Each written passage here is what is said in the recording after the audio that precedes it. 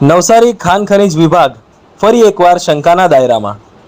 ભૂમાફિયાઓને કયા અધિકારીના આશીર્વાદ વારંવાર ફરિયાદ કરવા છતાં કોઈ કાર્યવાહી નહીં કરતી ખાણ ખનીજ વિભાગ.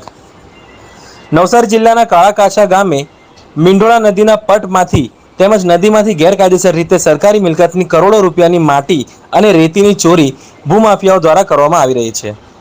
નદી કિનારે આવેલ જમીન માલિક પાસે જમીનમાં ખેત સુધારણા કરવાની જરૂર હોય, જેની લખાણ લઈ અને માલિકી જમીનમાંથી ખોદવાની પરમિશન લઈ સરકારી મિલકતમાંથી ખોદવામાં કરવામાં આવતી હોવાની ફરિયાદ અરજદાર દ્વારા કરવામાં આવતી હતી. અરજદાર દ્વારા તારીખ 4 એપ્રિલ 2004ના રોજ ખાણ ખનીજ વિભાગને ફરિયાદ કરી હતી. ખાણ ખનીજ વિભાગ દ્વારા અરજદારની ફરિયાદ ઉપર કોઈ જવાબ અરજદારને નહીં મળતા તેમજ પોતાની ફરિયાદને ઘણા દિવસ પછી પણ ગેરકાયદેસર કામ બંધ નહીં થતા અરજદાર દ્વારા તારીખ 25 એપ્રિલ 2024ના રોજ પોતાની અરજી ઉપર શું કાર્યવાહી કરી, જેની માહિતી ખાણ ખનીજ વિભાગ પાસે 2005ની જોગવાઈ માહિતી અધિકાર અધિનિયમ મુજબ માહિતી માંગી હતી. જેના જવાબમાં 31 દિવસ પછી ખાણ ખનીજ વિભાગ દ્વારા જવાબમાં તપાસ ચાલુ છે હોવાનું જણાવવામાં આવ્યું હતું.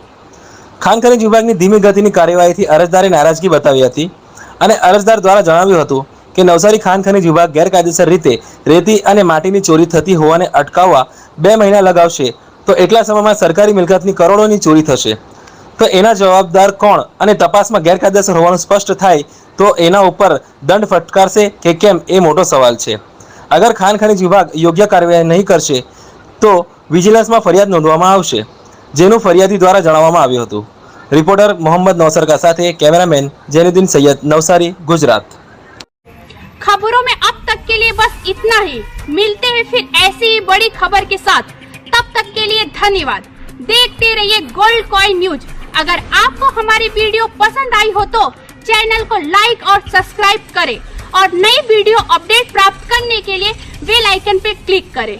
धन्यवाद।